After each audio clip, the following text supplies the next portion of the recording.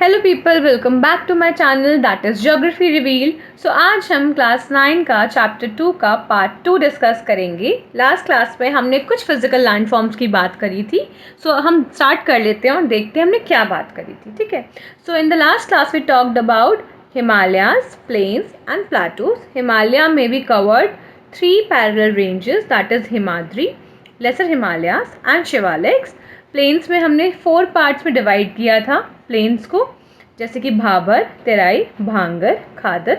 And plateaus को भी हमने 2 डिविजन्स में डिवाइड किया था। इसके 2 डिविजन्स किए थे, that is central highlands and Deccan region. Central highlands में क्या आ जाता है, नॉर्थ ऑफ नर्मदा का पूरा एरिया जो भी है, जो आपका मालवा, विंध्यन सब कवर कर रहा है, ये सारा आपका सेंट्रल हाईलैंड्स में आ जाता है। और डेक्कन रीजन में आपका आ जाता है साउथ ऑफ नर्मदा का सारा रीजन। ठीक है, सो उसके लिए आप डिस्क्रिप्शन बॉक्स में भी देख सकते हैं, लिंक मैंने दिया हुआ है। आगे बात करते हैं वेस्टर्न घाट्स और ईस्टर्न घाट्स के दोनों के डिविजन्स की। बहुत इंपॉर्टेंट डिवीजन है। सो वेस्टर्न घाट्स की बात जब हम करते हैं, दैट मीन्स जो पैरेलल है किसके, वेस्टर्न कोस्ट के। वेस्टर्न कोस्ट के पैरेलल है तो वेस्टर्न घाट्स है। अब इसके कुछ फीचर्स हैं, इसकी कुछ कैरेक्टरिस्टिक्स हैं जो हम डिस्कस कर लेते हैं। सबसे पहले तो दे आर कॉन्टीन्यूअस। ठीक है, continuous and can be crossed through passes only. इसका मतलब क्या है कॉन्टिन्यूएशन का? इट मीन्स आपके जो भी, अगर सपोज मैं यहाँ पे आपका पेनिनसुलर रीजन बनाऊँ इस तरह से, और आपको पता है यहाँ पे आपकी बहुत सारी पीक्स हैं, हिल्स की पीक्स हैं। ठीक है, जैसे कि आपकी गुरु शिखर, किसकी, अरावली की हाईएस्ट पीक है गुरु शिखर। इस तरह से आपके सतपुरा रेंजेस हैं, बहुत सारी रेंजेस हैं, सबकी हाईएस्ट पीक्स हैं। सो ये कॉन्टीन्यूअस है, मीन्स अगर एक रेंज यहाँ पर है, दूसरी रेंज इस तरफ है। इस तरह से नहीं है कि यहाँ पर एक माउंटेन है या पीक है या हिल है और दूसरी तरफ यहाँ पर है, ऐसा नहीं है। ठीक है, और इसका क्या रीज़न है कि क्यों नहीं है, क्योंकि यहाँ पे जो रिवर्स हैं, जितनी भी रिवर्स हैं, ज़्यादातर रिवर्स ड्रेन नहीं करती कहाँ पर, यहाँ पे आपका अरेबियन सी है। अरेबियन सी में आपकी ज़्यादातर रिवर्स ड्रेन आउट नहीं करती हैं, कुछ ही हैं जैसे कि लूनी, नर्मदा, तापी, कुछ ही हैं। ठीक है, और इसकी एवरेज एलिवेशन जो है वेस्टर्न घाट्स की वो है 900 to 1600 metre. And Western Ghat causes orographic rainfall. अब ओरोग्राफिक रेनफॉल क्या होता है?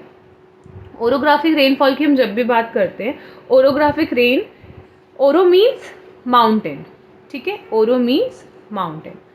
अब देखो यहाँ पर क्या हो रहा है। आपको पता है 3 टाइप की रेनफॉल होती हैं। First is your convectional. ठीक है, कन्वेक्शनल होती है। सेकेंड होती है आपकी ओरोग्राफिक, और थर्ड होती है आपकी साइक्लोनिक। साइक्लोनिक होती है।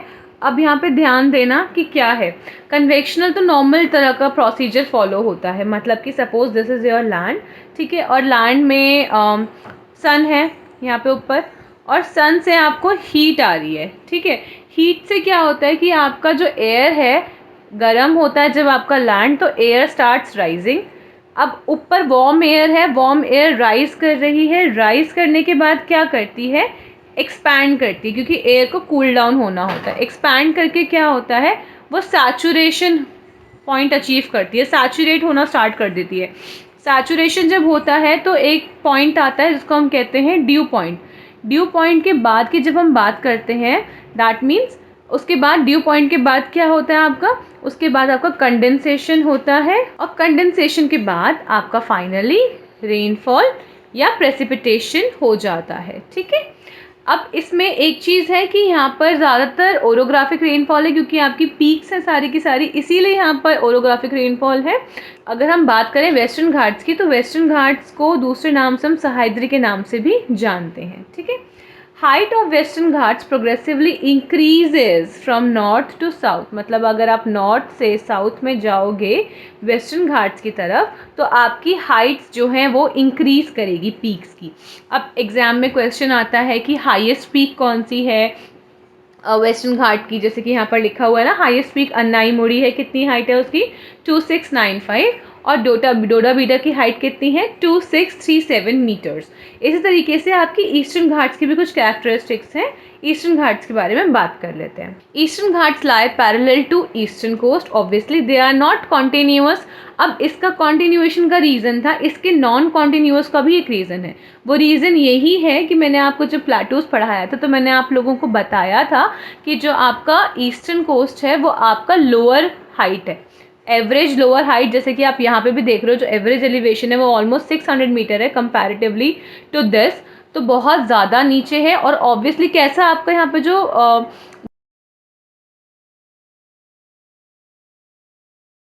जियोमोर्फोलॉजी बनेगी यहाँ पर, जो वो इस तरह से होगी, कुछ ढलान टाइप है, क्योंकि आपका यहाँ पे एलिवेशन जो है वो ज़्यादा है वेस्टर्न घाट्स में और ईस्टर्न घाट्स में आपका एलिवेशन बहुत ज़्यादा कम है। इस वजह से जो भी रिवर कहीं पे भी फ्लो करती है ज़्यादातर वो कहाँ जाती है, स्लोप के अकॉर्डिंग वो ईस्टर्न घाट्स में चली जाती है। और ईस्टर्न घाट्स की इस तरफ कौन सी सी है आपकी, इधर है आपकी बे ऑफ बंगाल और इस तरफ है आपकी अरेबियन सी। ठीक है, इसीलिए अरेबियन सी में कम रिवर्स डाइसेक्ट करती हैं और यहाँ पर ज़्यादा डाइसेक्ट करती हैं। अब बात करते हैं ईस्टर्न घाट्स की। ईस्टर्न घाट स्ट्रेच कहाँ से कहाँ तक है, महानदी वैली से नीलगिरी इन द साउथ तक। ठीक है, नीलगिरी कहाँ पर है हमारा, नीलगिरी तमिलनाडु में है। ठीक है, अब बात करते हैं नेक्स्ट महेंद्रगिरी। अब जैसे मैंने आपको बताया था ना कि वेस्टर्न घाट की हाईएस्ट जो हाइट है, हाईएस्ट जो पीक है दैट इज़ अन्नाईमुड़ी और सेकंड है डोडा बीटा। इसी तरीके से ईस्टर्न घाट की जो हाईएस्ट पीक है वो हम महेंद्रगिरी कहते हैं, जिसकी हाइट है 1501 मीटर। बट आजकल अरोमाकोंडा इज़ कंसिडर्ड टू बी 1। क्यों, इसकी हाइट 1680 मीटर्स है। आप एनसीईआरटी इसको खोलकर देखोगे तो एनसीईआरटी में ज़्यादातर आपको महेंद्रगिरी मिलेगी, बट अभी थोड़ा अपडेशन की ज़रूरत है, अपडेट नहीं हुई है, इस वजह से वो पुराना ओल्ड डेटा उसमें गिवन है। ठीक है, शिवरॉय हिल्स, जावाड़ी हिल्स, ये सब आपकी ईस्टर्न घाट्स में लोकेटेड है। अब एक चीज़ मैं बता दूं कि एग्जाम्स में बहुत ज़्यादा पूछते हैं कि हाइट वाइज अरेंज करो या फिर नॉर्थ टू साउथ हिल्स को अरेंज करो। तो जैसे सदर्न मोस्ट हिल है, बच्चों को अक्सर लगता है कि अनाईमुड़ी है ना, या अन्नामलाई हिल्स है, बट अन्नामलाई हिल्स नहीं है southern most hills, cardamom hills है। इसी तरीके से बहुत सारे क्वेश्चंस आते हैं, तो आप लोगों को अगर याद रहेगा, अगर आप लोग लोकेट करना स्टार्ट कर दोगे फिजिकल मैप ऑफ इंडिया में तो आपको अच्छे से याद रहेगा। आगे बात करते हैं डेजर्ट्स की। The Indian desert lie toward the western margin of Aravalli hills. ठीक है, अरावली हिल्स के इस तरफ आपका पूरा डेजर्ट है। अब इसके पीछे भी एक लॉजिक है, मैं आप लोगों को बता दूं ये चीज़ कि जैसे कि यहाँ पर आपकी अरावली हिल्स है और यहाँ पर आपका डेजर्ट है। सो बोला जाता है कि अगर अगर अरावली हिल्स यहाँ नहीं होती तो यहाँ डेजर्ट नहीं होता, क्योंकि मैंने आप लोगों को अभी जब ओरोग्राफिक रेनफॉल में बताया था तो उसका यही है कि जब ओरोग्राफिक रेनफॉल होती है, इस तरह से हवा राइज करती है, वो पूरा प्रोसेस फॉलो होता है, रेनफॉल हो जाती है। ठीक है, रेनफॉल यहाँ जहाँ होती है जब माउंटेन बैरिगेड काम करता है, माउंटेन एज अ बैरिगेड काम करता है, तो इधर बहुत ज़्यादा रेनफॉल होती है, मोर रेनफॉल होती है। इस जगह को हम बोलते हैं विंडवर्ड साइड। ठीक है, बट जहाँ पे जब यहाँ पे तो सारा मॉइस्चर ख़त्म हो गया, अब हवा तो नीचे उतर रही है। ठीक है, जब कोई भी चीज़ फ्रिक्शन से नीचे आती है तो उसका जो भी बचा कुचा मॉइस्चर है वो ख़त्म हो जाता है। सो इस वजह से क्या होता है कि एयर ड्राई हो जाती है। अब एयर यहाँ तो मॉइस्ट थी और यहाँ पे हो गई ड्राई, तो इससे क्या हुआ कि यहाँ पर रेनफॉल के चांसेस बहुत ही मिनिमम हो जाते हैं, क्योंकि या तो ऐसा होता है कि बहुत ही रेयर केसेस में ऐसा होता है कि जो मॉइस्चर बचा कुचा होता है यहाँ पे बारिश हो जाती है, otherwise this area remains dry. इस रीजन को हम बोलते हैं लीवर्ड साइड। ठीक है, अब ली मतलब लेस, ध्यान रखना, ली मतलब लेस, तो यहाँ पे लेस रेनफॉल होती है। आगे बात करते हैं, ये जो आपको इस पिक्चर में दिख रहा है दिस इज़ कॉल्ड ड्यून, और ज़्यादातर ये सैंड के होते हैं इसलिए हम इसको सैंड ड्यून्स बोलते हैं। जो डेजर्ट्स की खासियत है वो ये कि यहाँ पे बहुत ज़्यादा लो रेनफॉल होती है। कैसी रेनफॉल होती है, 150 millimetre per year. It has arid climate with low vegetation cover. यहाँ पे आपके जो प्लांट्स हैं, जो वेजिटेशन में आपको मिलेगा वो है कैक्टस। ठीक है, कैक्टस के अलावा अकाकिया, इस तरीके से आपके कुछ यहाँ पे फेमस वेजिटेशंस आपको मिलेंगी। स्ट्रीम्स यहाँ पे सिर्फ और सिर्फ रेनी सीजन में ही दिखने लगती हैं, otherwise they remains disappear. Luni is the only large river in this area. ठीक है, बहुत बड़ी रिवर है, वही ज़्यादातर ओनली मेन सोर्स है सारा खाना पीने का डेजर्ट में, मतलब राजस्थान एरिया में। आगे बात करते हैं western coastal plain and eastern coastal plain. ये बहुत इंपॉर्टेंट है, ठीक है। एग्जाम पर्पस में क्या क्या आता है मैं बता देती हूँ। So it consist of 3 sections mainly. कौन कौन से? कोंकण, कन्नड़, मालाबार। कोंकण कहाँ से कहाँ तक है? अगर मैं इस ऐसे बात करूँ तो कोंकण है आपका मुंबई टू गोवा, ठीक है। ये मुंबई है, ये गोवा है, यहाँ से यहाँ तक आपका कोंकण है। उसके बाद आपका गोवा से मैंगलोर तक कौन सा है? कन्नड़ प्लेन है। और मैंगलोर से आपका एंड केरला तक आपका मालाबार है, ठीक है। वहीं पे अगर हम इस तरफ की बात करें ईस्टर्न कोस्टल प्लेन की, तो यहाँ पे आपका ऊपर का पूरा एरिया में आपका, मैंने आप लोगों को लास्ट क्लास में बताया था कि कौन सा है ये रीजन। ये वाला एरिया है आपका नॉर्दर्न सिरकार, ठीक है। और पूरा वहाँ से नीचे तक आपका तमिलनाडु तक है आपका कोरोमंडल कोस्ट, ठीक है। Coromandel coast. Large rivers such as Mahanadi, Godavari, Krishna, Kaveri have formed extensive delta on this coast. अब एक चीज़ ध्यान रखना, ध्यान से मैपिंग करना, ठीक है। आप लोग जब भी मैपिंग करो ध्यान से करो, क्योंकि एग्जाम में क्वेश्चन आता है कि कौन सी रिवर डेल्टा नहीं बनाती। तो बेटर है आप लोगों को ये पता हो कि कौन सी रिवर डेल्टा बनाती है, जिससे आप लोगों को कन्फ्यूजन ना हो। Lake Chilka is an important feature along the eastern coast. Brackish water है, बहुत ज़्यादा सॉल्टीएस्ट वाटर है, तो लेक चिल्का इसलिए बहुत ज़्यादा इंपॉर्टेंट फीचर यहाँ पे बन जाती है। आइलैंड्स की बात करेंगे जब, तो आइलैंड्स की बात करते हो लक्षद्वीप आइलैंड आप लोगों को पता है ये कौन से सी में है, ये एग्जाम में क्वेश्चन आता है।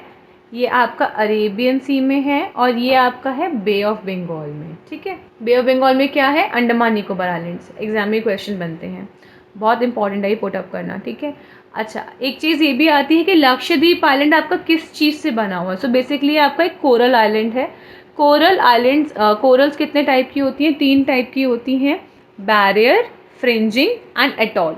सो बेसिकली लक्षद्वीप क्योंकि एक आइलैंड है, तो आइलैंड तो सर्कुलर इन शेप होता है और एटॉल्स भी जो है वो सर्कुलर इन शेप होते हैं। तो ज़्यादातर एटॉल्स है यहाँ पर। लैकेदिफ, मिनिकॉय एंड अमनदीप के नाम से अलग अलग आइलैंड्स को हम पहले लक्षद्वीप नहीं बोलते थे, यही सब आइलैंड्स के नाम से बोलते थे, बट 1973 के बाद से हम इसको लक्षद्वीप बोलते हैं, ठीक है।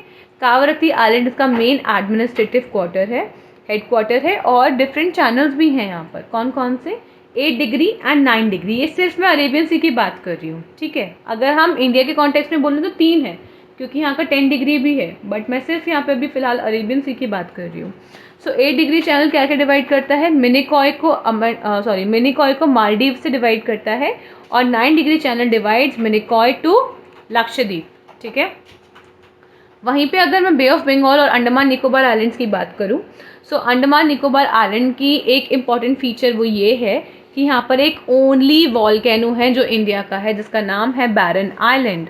ये अंडमान में है। एग्जाम में क्वेश्चन आता है कि बैरन आइलैंड आपका कौन से जगह पे है, मतलब अंडमान में है या निकोबार में है, इस तरह से आता है, तो ये अंडमान में है। 10 डिग्री चैनल है जो डिवाइड करता है अंडमान एंड निकोबार को एक दूसरे से।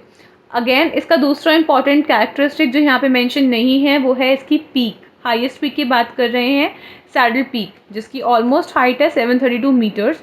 तो ये एग्जाम में क्वेश्चन आता है कि सैडल पीक कहाँ लोकेटेड है, ठीक है। तो ये मैप में देख लेना, समझ लेना। आई होप इतना आप लोगों को समझ में आया होगा। अगर आपको समझ में आया तो प्लीज़ मेरे चैनल को like, share, comment and subscribe कीजिएगा। कमेंट करके मुझे ज़रूर बताइएगा आपको क्या अच्छा लगा, क्या अच्छा नहीं लगा। थैंक यू सो मच, मिलते हैं नेक्स्ट वीडियो में।